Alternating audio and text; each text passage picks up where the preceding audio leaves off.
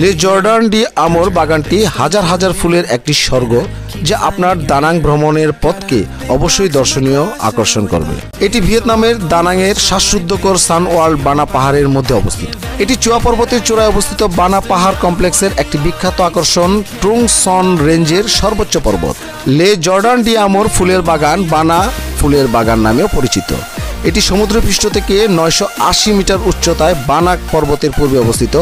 তদুপরি বানা পাহাড়কে পৃথিবীর পরিভূমি বা স্বর্গের পথ হিসাবে ডাকা হয়। দানাং শহরের কেন্দ্রের তুলনায় তাপমাত্রা সর্বদা 7 থেকে 8 ডিগ্রি কম থাকে, সুতরাং আপনি বছরের যে কোনো সময় এই সুন্দর ফুলের বাগান পরিদর্শন করতে পারেন।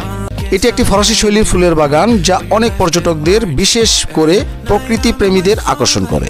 তাছাড়া এখানে গড় তাপমাত্রা মাত্র 27 ডিগ্রি সেলসিয়াস বা তার কম।